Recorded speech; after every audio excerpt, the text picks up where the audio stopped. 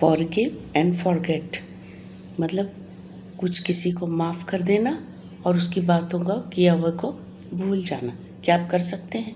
नहीं, हम लोग कर ही नहीं सकते क्योंकि बहुत मुश्किल काम है। इस काम को करने के लिए अपने आप को बहुत ज़्यादा ज़ोर लगाना पड़ता है। देखिए, कई बार ऐसा होता है ना कि हमने रात को जो कुछ खाया और सुबह हमसे पूछते हैं कोई कि रात को आपने क्या खाया था, तो हम सोचते हैं कि क्या खाया होगा, याद ही नहीं आता कई बार। ठीक है, बहुत जल्दी भूल जाते कल का किया हुआ आज, क्योंकि उसको हमने इतना ज़्यादा दिल में नहीं रखा होता। पर कई बार जो होती है किसी की गलती, वो यहाँ भी रख लेते हैं और यहाँ भी रख लेते हैं, दिमाग में भी और दिल में भी। उस वक़्त क्या होता है, उसके बात को हम पकड़ के बैठते हैं। वो 10 साल के बाद भी इंसान आपके सामने अगर आ जाता है ना और आपके पास से होकर गुजर जाता है, तो आपको वो पिछला उसका किया हुआ सारा याद आ जाता है। ऐसा क्यों होता है? क्योंकि हम उसकी वो की हुई बात को भूल ही नहीं पाए हैं, हम उसको माफ़ ही नहीं कर पाए हैं।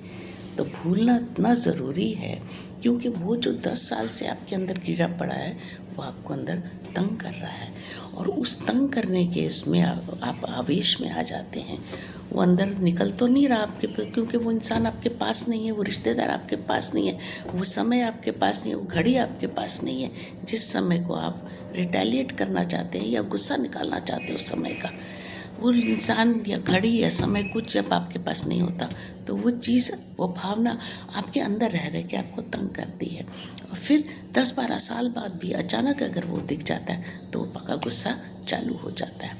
ऐसे करने से उसको कोई फ़र्क नहीं पड़ेगा, उसने आपके साथ बुरा किया, वो समय आपके पास आया या टाइम आया या दोस्त आया या रिश्तेदार आया, वो करके निकल गया। वो निकल गया और आप अभी तक उस बात को लेके बीमार हो रहे हो, तो इसकी में किसकी गलती है? आपकी गलती है। ज़रूर ऐसा करिए कि जैसे ही किसी से गलती हो जाए, आप मन में जिस भी भगवान को मानते हैं, जिस भी कल्ट के हैं, जिस परमात्मा में आपकी आस्था है, उसको अर्पण कर दीजिए। कभी भी कोई किसी से गलती हो जाए तो आप बोल दीजिए कृष्ण अर्पण, राधा अर्पण, राम अर्पण, जो आपके दिल में है आपका इष्ट देव, उसको अर्पण कर दीजिए।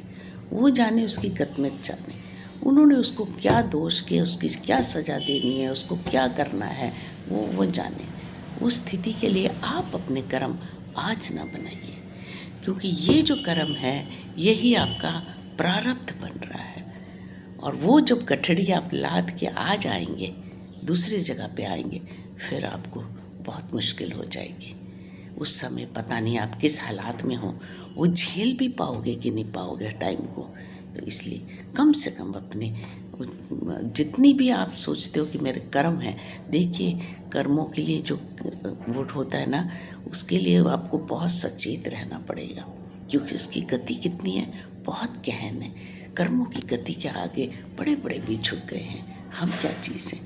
कर्म ऐसे देखे साइकिल से घूम के कर्म वही वाला आपके पास आता है, जो आपने किया वो आ जाएगा।